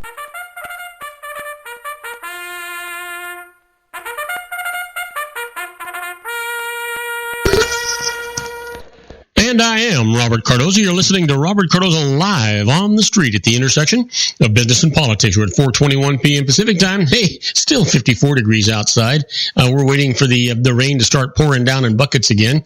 And if you're listening to us on our globally syndicated network, well, if you're in London, England, it's 45 degrees and partly cloudy. If you're in Vienna, Austria, it's 10 degrees and it's clear. But if you were over there with my good buddy Sean LaFave, well, you'd probably be dancing the waltz right now. You know what? I want to remind you that coming up, we're going to be doing our tribute to the late, great Paul Harvey, and the rest of the story. Today's story is going to be all on his mind. You're not going to want to miss it. It's a fantastic story. Hey, we're talking to our own Sean LaFave. Hey, Sean, you got the microphone. All right. So you sent me this article. It's a great article, too, by the way. It's on, almost all of them you sent me are great articles, but I really like this one because it's about, not only setting New Year's resolutions, but setting them in a way that you can stick to them, that you're not going to, drop them by the wayside and how to really follow through. And there's some great advice. And it talks about, everything from how you make changes to how you set goals and so on. And I thought this is, it's the first of the year and this will be a great topic to discuss. And I like the part where they say, to start, make your goals they call them SMART, and that's an acronym, meaning that they are specific, measurable, attainable, relevant, and time-bound. And I couldn't agree more with that. And I know for me, I'm a very goal-oriented person. I'm not, by nature, a very competitive person. I know that there are, like I was talking to somebody that there's I think it's called Orange Theory, is a gym that's fairly new. I don't know how long it's been around, but they've got them here. And I guess they've set it up to where you kind of compete with everyone else in the gym and they make it this fun event and everything. And that kind of thing doesn't appeal to me. Me either. Matter of fact, that's a downer for me. Yeah, I'm not a big competitive person. Now, I am a very goal-oriented person. And I agree with what they say here is, when you set a goal for yourself, it does need to be specific and measurable and attainable. And it's good to put a time limit on it. You could say something as simple as, well, I just want to get more healthy. Well, that's so vague, it's ridiculous. Even just say, I want to lose weight is very vague. Okay, we'll go take a dump and you just lost weight. You're good. Yeah. You've reached your goal. But even setting a goal with a number on it, like say I want to lose 20 pounds. Well, now nobody's going to go out and do this, but I could go lose 20 pounds right now. I could go have my arm cut off. Well, yeah, but wait a minute. But you got to be reasonable, right? So the idea is you and I both could say to ourselves, I don't want to lose 20 pounds, but we could say to ourselves, we want to go out and lose 20 pounds and set up this whole system in motion so that we could lose that 20 pounds in a reasonable amount of time. Right, exactly. And I would say to myself, I want to lose 20 pounds of fat and reduce my waist size by 2 or 3 inches or whatever the case, and I want to do it in the next 2 or 3 months. Yeah. I could lose 20 pounds. I remember the fastest weight loss I ever did. I did it in a very healthy way, but I was super intentional about it. I lost 35 pounds in 6 weeks. That's a pretty fast weight loss, but I was very healthy in the way that I did it. But so to say I want to lose 20 pounds, you could probably say a month. 2 months is pretty realistic. 3 months is very realistic for anybody. But then you got to say what kind of weight I want to always say I want to lose fat. I don't want to lose muscle. And a lot of people get caught up on the specific numbers. I would do these weight loss challenges with people, and we have this machine. It's a Tanita brand machine that we use, but they're a body composition machine. You stand on it, you hold these little pistol grips, and I think we've talked about this before. It runs a very light current. It's something you feel, but it runs a light current through your body, and it tells you what your lean mass is, what your water mass is, what your fat mass is, and it breaks it down into each leg, each arm, and your trunk. And so it tells you your body composition, and that's where you really want to focus on if you can. Where do you get tests like that? Yeah, there's a lot of places that have them. You can go to weight loss centers. A lot of natural health care practitioners will have them. I've even seen there are some gyms, especially gyms that are geared towards weight loss, will have them. You can actually buy them for your house if you want. You can get a cheaper one that maybe is not as accurate, but it's going to give you a general idea. And even if you don't, what I always tell people, I go, just get naked, stand in front of the mirror, and look at what you see. And if you like it, great. If you don't, then figure out how to change it. And that's really what it boils down to. Most people don't really care about the numbers. They care more about how they look in a bikini or in a pair of swim trunks or when they take their shirt off when they're working in the yard or whatever. And so I tell people focus on that more, because we would have people come in and I put them on this program and they come back a month later and they go, this program's not working. And I go, well, why do you say that? And they go, well, I've only lost 2 pounds. Okay, you've lost 2 pounds. And I said, well, so what have you been doing? Let's talk about it. They said, well, I'm doing everything you said. I'm doing the diet. I'm taking the supplements. I've been doing the exercising and on and on. And I said, okay, well, we put you on the Tanita machine. Let's go ahead and put you on it again, and we'll see what kind of progress you made. And so all of a sudden now, they did lose just 2 pounds, and that person was correct. However, the person lost 14 pounds of fat, gained 8 pounds of water because they were dehydrated. And when they started out, they were at 42% water weight, and now they're up to 50-something percent. They should be up to, or maybe they were at 50 and now they're in their 60s, whatever. You should be about 65% water weight. So they were dehydrated, so now they got more water. They've gained 4 or 5 pounds of muscle, or whatever the numbers add up to. But what they realize now is, I've only lost 2 pounds, but I've gained 12 pounds of lean mass, including water and muscle, and I lost 14 pounds of fat, and that's huge. Yeah, and I lost 6 inches around my middle.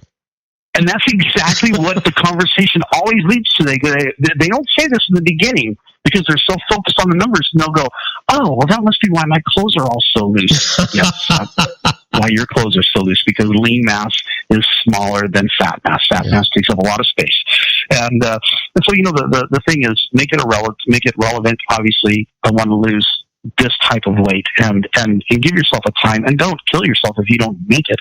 Reset your goals. Goals are there to give you something to strive for. If you don't reach it, it's okay to reset that goal. But as they say, it's got to be it's got to be measurable. If you can't measure it, you can't manage it. You know what I'm saying? Let me take you into another area because I want to explore it just a little bit, and it has to do with weight loss, Sean. And I'm thinking about I saw this, and I can't remember the show I saw it on, but it was about this really heavy person. We're talking 300-400 pounds, maybe more, and they went on this diet. And it happens that you see these TV shows, these loses weight show type thing, and these people lose tons and tons of weight, but they wind up psychologically damaged because they have this fat skin, maybe not fat skin, but they have this skin that is now can't shrink back to their body size because it's been expanded so much with this exorbitant weight, and the only way they have out of it is a surgical procedure that they can't afford to have it all removed, right? Yeah, and that's going to happen for someone who is very, very obese, even beyond what, the term morbidly obese means 100 pounds overweight. Yeah. Some people are 200 pounds overweight. And so I've even seen people who were morbidly obese lose weight, and they have their skin still, they've taken care of their skin somehow. Well, yeah, but I think what I'm asking you though is, even though they may be physically more healthy, have they really damaged themselves more psychologically to ruin their lives in a situation like that? And the answer is very easily yes in many cases. And that's something that actually I was going to bring up anyway, but is really weight loss in general, but just health overall, is really about mindset. You've got to believe in your ability to do so, and you've also got to believe, hey, even though I've got this loose skin, I'm better off, and I'm a much happier person. I've got, my skin is loose, but I've got more energy. I feel better. I sleep better. Everything about my life, my blood pressure is no longer elevated, on and on and on. For some people, literally it can be something as simple as they're able to actually wipe themselves after they go to the bathroom. Mm-hmm. Because they can't reach back and under there, right? Right, exactly. And so, it's for something like that, you definitely have to address the mindset. And that might be something that, a person may not even be able to do on their own. Some people can, some people just don't know how. And that's when you go get a coach. If you get a good coach, and I'm always a big fan of coaches, whether it's, for sports or weight loss or business or life in general. A good coach will help you through anything that you don't understand. If you want to be the best at something, you're eventually going to have to get a coach. Nobody ever made it to the Olympics or professional sports without a coach, right? Ever. And it's the same thing with anything else. Whether you might have called them something business, they may not have called them a coach. They might have called them a mentor, or whatever. Same thing, though. Finding a good coach. Yeah, exact same concepts. Someone who understands what it takes to get there and how to get your mindset where it needs to be. And with something like that, that's a big mindset thing, And even if your mindset is okay, I got all this skin, what do I do with it? Well, then you need to start asking questions. Well, okay, I do need to get this surgery, and it is expensive, but how can I make this happen? And if you ask the question enough, the cool thing about the human brain is it likes answering questions. And sometimes the answers may not be what you want to hear, but if you keep asking the right questions, you'll eventually get the right answer. If you ask the wrong question, you go, gosh, how am I going to live with this, flab of skin that I've got all over my body, for the rest of my life when it looks so gross? If you're asking yourself that kind of question, you're going to come up with horrible answers. Yeah. But if you ask yourself, okay, what do I need to do? Who do I need to connect myself with in order to get myself in a position where I can get this surgery done, or where I can get this skin issue taken care of? Mm-hmm. And you can ask yourself the same question with just, well, who do I need to get with to be able to lose this weight? Because I've tried losing weight and I haven't been successful at this point. So really mindset to me is 90% of the battle when it comes to anything in life, whether it's weight loss or building a business or, falling in love or whatever the case might be. Mm-hmm. But certainly when it comes to fitness, they these professional athletes, they mentally go through the movements that they've got to make before they ever make them. They visualize what it would be like to run a 100-yard or 100-meter dash, or what it would be like to do these flips on the gym floor or whatever. They visualize it over and over again, and they've actually hooked athletes up to these kind of sensors that they put on their muscles, and as their brain is picturing themselves running a sprint, the synapses are firing off in them. The muscles aren't actually moving, but the sensors, the electronic sensor pads on them can sense the neurons firing in those legs, because the brain is sending that signal. This is how you run. This is that it's not actually doing it so hard that the legs are moving. And so, I wonder how many people that have actually gone and talked themselves into an exercise program or a weight loss program or whatever kind of program they're going into, and maybe let's just take it to the ridiculous. Somebody that wants to improve their vocabulary, let's just say it that way, and they do it, and what winds up happening is in all of these cases, whether it be something with vocabulary or your ability to do math or to speak or public speaking or weight or whatever it might be, you're always your own worst critic. You look at yourself in a way that no one else does, and you see the little imperfections that no one else sees, and it drives you crazy, and that's what you need help with. Yeah, it's exactly what we need help with. And I can remember for years, I used to always say, I was terrible at remembering people's names, and I would say that. I would go, because I'm just so bad at remembering people's names. I would say it to myself either internally, or I would even say it out loud when I was talking to someone. Gosh, I can never remember people's names. What was your name again? Yeah. So I finally said, why did I keep telling myself that I suck at remembering people's names? Why don't I start telling myself that, when I want to, I can remember a person's name, or I remember people's names.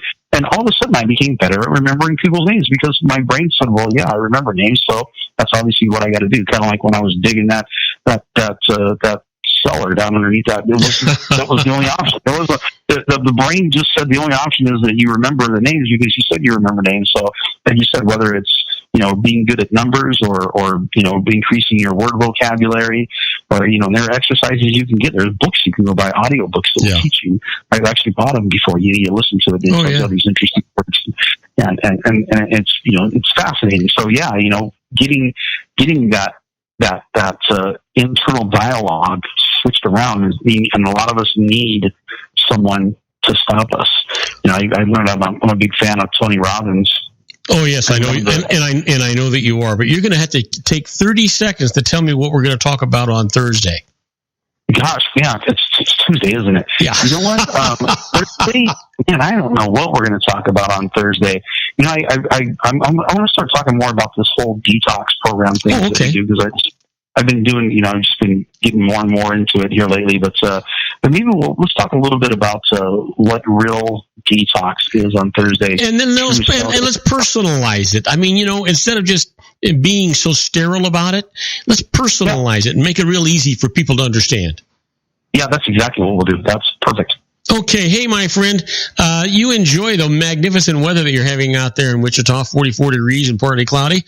Enjoy the evening. I'm glad you had a wonderful birthday. I was hoping that you would, and and I look forward to talk to you on Thursday. I look forward to it too, Robert. I had a great time today. Thanks, man. You know what? It is. I just one of these days we're going to have to do this 5 days a week. This is unbelievable. I just love being on the air with you. All right, buddy. Have a good evening and stay safe, stay dry, stay cool, and make everybody around you happy. Same to you, Robert. Thank you. All righty. Now, the rest of you folks, stay tuned. Stick around, because when we come back, we're going to do the birthdays for the day, the secret daily teaching for your life, the Harvard business tip of the day, an interesting but useless fact. You're not going to want to miss any of these things. And then after that, we'll do our tribute to the late, great Paul Harvey and the rest of the story. The story today is all in his mind. You're going to find this really fascinating. Don't go away. We'll be right back. If you want to increase your client base and sales, then consider this, the Relationship Building Network at RBN. Given the current economic conditions and challenges, we all need to work smarter, make smarter decisions, invest our hard-earned dollars where it'll yield the best return for our investment.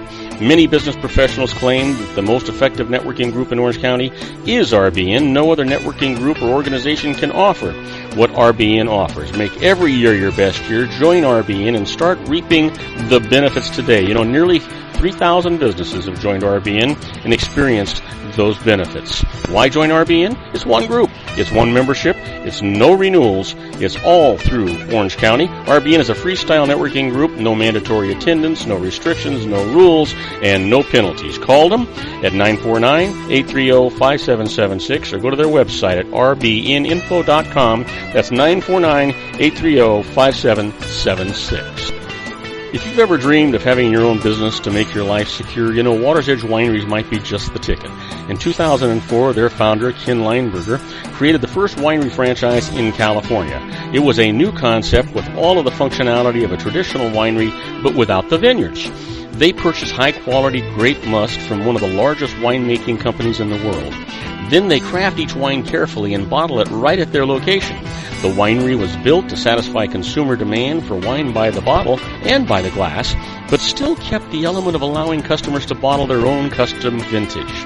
Now, they're opening urban wineries across the United States under the brand Water's Edge Wineries. If you've ever dreamed of owning your own winery, it may be in reach right now through Water's Edge Wineries. Just give them a call at 909-468-9463, extension 700. That's Water's Edge Wineries, 909-468-9463.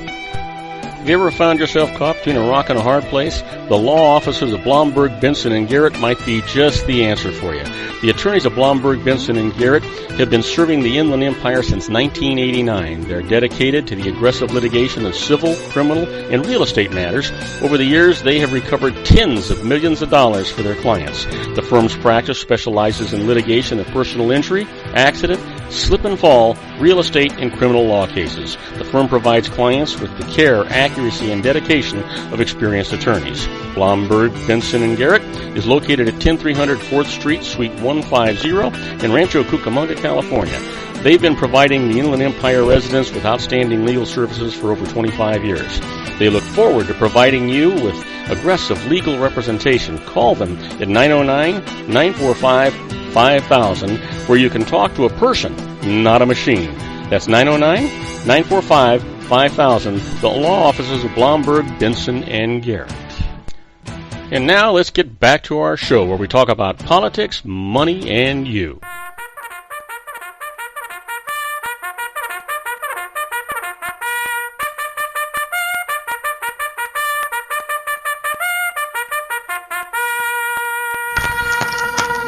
And I am Robert Cardoza. You're listening to Robert Cardoza live on the street at the intersection of business and politics. We're at 4:41 p.m. Pacific time, currently 55 degrees. Man, I can't believe that here in the heart of the Inland Empire in sunny Southern California. Actually, it's only going to be sunny a little bit longer. We've had kind of a most of the afternoon kind of dry, but we're expecting big storm hitting again tonight and going through tomorrow and most of the week for that matter. But if you're on our globally syndicated network and you happen to be in Madrid, Spain, well, it's 48 degrees and it's partly cloudy. And if you're in Tokyo, Japan, listening to our show, well, it's 44 degrees and it's clear and sunny. And Sydney, Australia is also clear and sunny at, get this, 97 degrees. Wow. You know what? We're going to go right straight to the secret daily teaching for your life because for some reason, we were having a problem getting that Harvard business tip in today. So let's do the secret daily teaching for your life. This is all about a positive mental attitude. You know, you decide if you're going to be happy, sad, rich, poor, if you're going to be successful or a failure.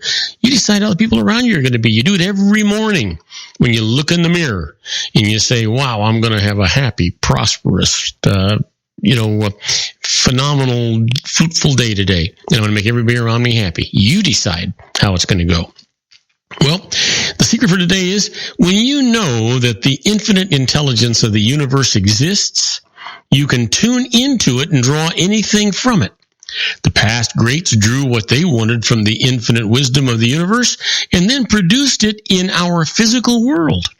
Although they took inspired physical steps, it was hand in hand with infinite intelligence, and so everything flowed to them effortlessly to create beyond what any human being had conceived before them. That is the secret life tip for the day. And you know what? Let me just give me one more try at this Harvard business tip of the day. I just, it's not, for some reason, it's not working. I think we have a problem with our connection. Let's go right to the birthdays for the day. We know what the day is, right? It is Tuesday, January the 10th. There's got to be some great birthdays today.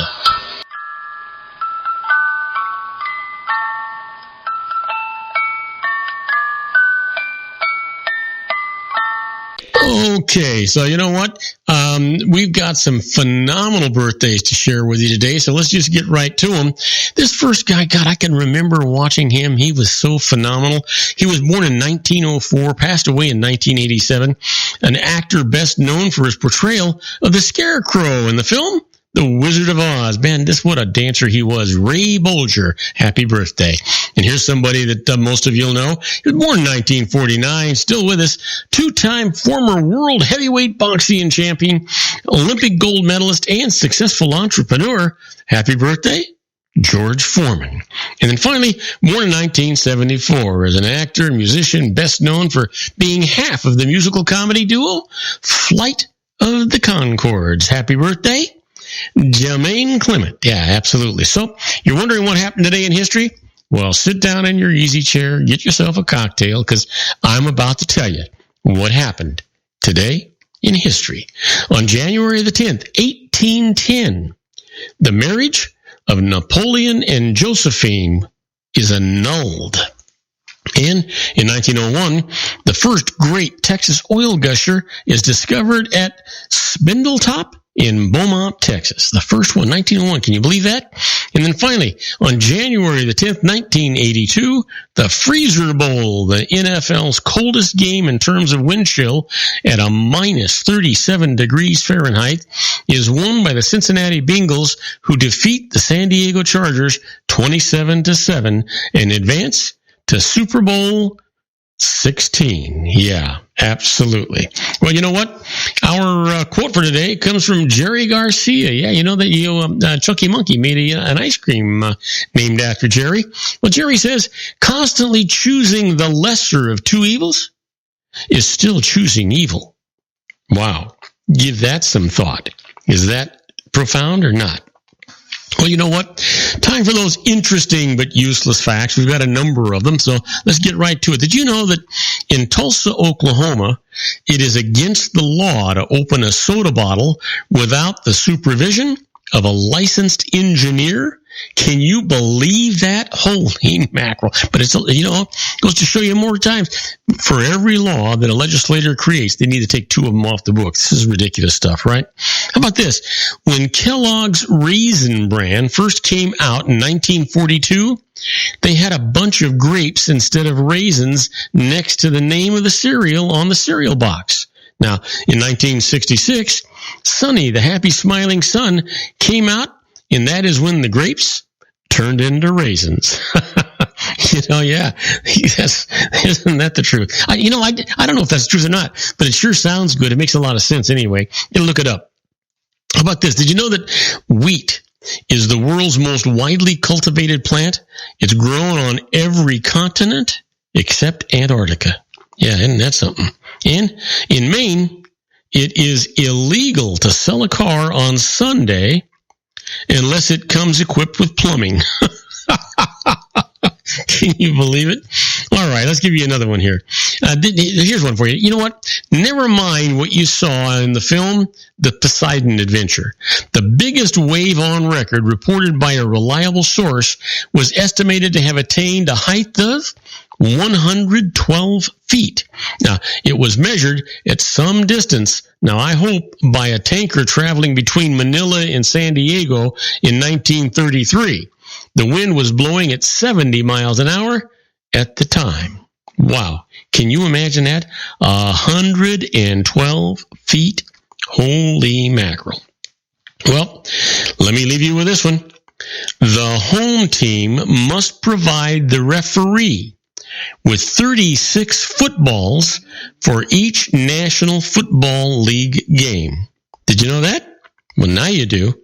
And we're going to take a short break. When we come back, we're going to do our tribute to the late, great Paul Harvey and the rest of the story. And as I said, the story today is all in his mind. So you're not going to want to miss this. We'll be right back after these brief messages. Isn't it time to shine the spotlight on your expertise? The Interview, starring you. Here's your chance to capture 5 minutes of fame with The Interview. This isn't just any interview. This is your opportunity to showcase your expertise and position yourself as a trusted expert in a one-on-one video interview hosted by Robert Cardoza, host of the nationally syndicated show Robert Cardoza Live and powered by AHA Studios. What is it? A professionally recorded video for your use. Robert Cardoza interviews you on the set where he records his show. Professional interview showcases your expertise and value, shot in a state-of-the-art studio. And what's in it for you?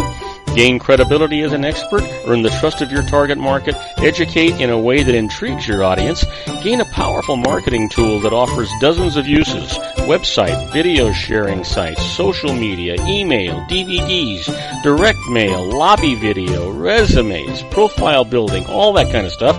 Association with the nationally syndicated celebrity. That's right. And let's talk about AHA Studios. AHA is a strategic marketing firm that leverages the powerful and visual persuasion to help your business create powerful messages that connect with your target market. AHA ventures way beyond strategy, delivering the marketing collateral you need to start driving a new business through your doors. AHA has a full-service, in-house, state-of-the-art production studio to bring your messages to life using video. Discover how to make The Interview work for you. Call 949-831-2222. That's 949-831-2222. AHA Image Studios Incorporated. Dr. Stephen Tidwell, Gentle Family Dentistry in a caring, personalized environment. Here at Dr. Tidwell's office, we are dedicated to helping you keep your teeth healthy. We are a state-of-the-art dental practice that still believes in traditional values, such as excellent customer service and individual attention. We have a special welcoming offer for you for just $39, a complete exam, personal consultation, professional cleaning, and all necessary x-rays. That's a $266 value for $39. Dr. Tidwell has 2 convenient locations and experienced staff to provide you with professional care and personal attention that you deserve. Call today. Don't delay a great smile another day. Call 909-944-7308. That's 909-944-7308 for Rancho Cucamonga or San Bernardino. Joel Saltzman is Dr. Wireless. He has turned his considerable expertise into consumer credit risk and wireless security into a highly specialized independent web-based consulting enterprise targeting consumer credit risk analysis and wireless transactional security and monitoring. He works as a wireless analyst, veteran independent agent, and consumer liaison for most wireless telecom carriers and equipment manufacturers.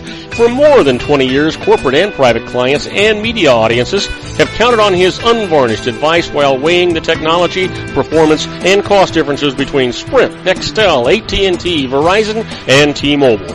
Joel specializes in setting up mobile wireless hotspots to be used for disaster preparedness, business continuity, and mobile wireless merchant processing solutions. Call Dr. Wireless at 310-400-4900 or go to his webpage at drwireless.com. Again, call 310-400-4900 or his webpage at drwireless.com. You'll be glad you did. And now, back to our show.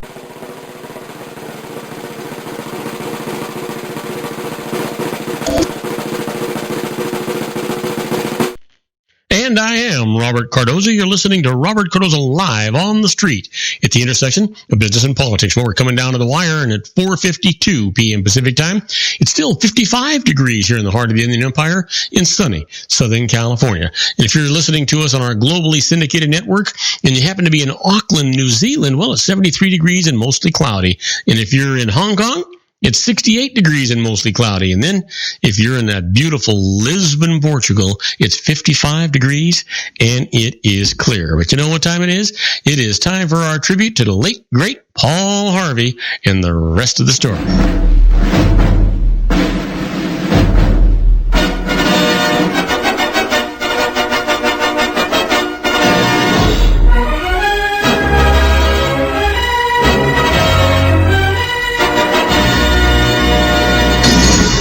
Yes, sir. You know what? what? The American Broadcasting Company calls him the biggest voice in America. He's Paul Harvey, and each week millions of listeners, viewers, and readers await his unraveling of the mysteries of events and lives of people past and present.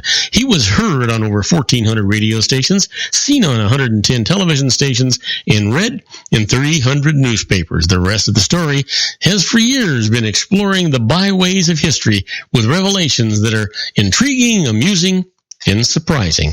In today's story, well, you've heard me say it, all in his mind. Well, you know what? Benjamin Banneker was a distinguished black scholar. Born in Ellicott, Maryland, he attended private school there, and later he established his reputation as a mathematician and astronomer with an unsurpassed knowledge of technical diagramming and data. It came as a surprise to no one when Benjamin Banneker was appointed to the United States Secretary of State to select a engineering team of 6 men who would lay the groundwork for a modern city. Today, 750,000 people live in that city, entirely unaware of the fact that at one time every building and byway had been lost and found. It was a logical choice that of renowned scientist, the scholar Benjamin Banneker, to join the engineering team with which would prepare to build a modern city. The internationally respected group of masterminds was to be headed by French architect Charles LaFave. His plan was to be used. An elaborate plan it was, too, filled with futuristic architecture and grand parkways and streets designed to accommodate both beautiful vistas and rapid transit. It was to be a city of contemporary elegance and of communication. Unfortunately for architect LaFave, he soon found himself in the midst of a political scandal. Land speculators wanted to know the prime locations and exact boundaries of the new city. LaFave refused to divulge them until they had become a matter of public record. The city commissioners then accused the architect of attempting to control the distribution of land for his own purposes. And eventually, LaFave was dismissed on specifically or superficially unrelated grounds. So, before the land itself had been completely surveyed, the chief engineer and sole architect had returned to Paris with his plans. Well, with the chief engineer gone, the plans for the city were gone. The Secretary of State called an emergency meeting of the commissioners, surveyors, and engineers. Among them was mathematician Benjamin Banneker. The discouraged secretary briefly summed up the situation, advised those assembled that a new plan, a brand new city design would have to be drawn. Were there any suggestions? Well, Benjamin Banneker stood and every eye turned to him as he asked if the old plans had been satisfactory. What difference did it make? Everyone wanted to know. The ream of intricate architecture was on its way back to France, under the arm of the original architect. But Benjamin assured them that he had studied the maps and the plans as they had come from LaFave's drawings, his drawing board, and he, Benjamin, was quite certain that he remembered every detail. The committee's initial reaction to Banneker's bold claim was disbelief that anyone could completely recall the myriad complexities of an entire city. To memorize the architectural details of solitary building would have been a phenomenon itself, all by itself. If anyone's brain was equal to the task, well, Benjamin Banneker's was. Shortly thereafter, the original plans were precisely reproduced. In time, a magnificent city arose from a memory. You may have visited that city. You may have actually lived there. For once upon a time, a man named Benjamin Banneker strode streets of paper, all in his mind, and today those streets are real. We may not remember Ben as the publisher of an internationally respected almanac or as the maker of the first American-made clock. But now we can never forget Benjamin Banneker, the man whose remarkable memory was trusted by Secretary of State Thomas Jefferson. For the plans that Banneker had carried in his mind were those of Washington, D.C. And now you know the rest of the story. Isn't that really something? Well, you don't want to miss tomorrow's story. Tomorrow's story is going to be Androcles Revisited. Androcles Revisited. You don't want to miss it. It's going to be a great story.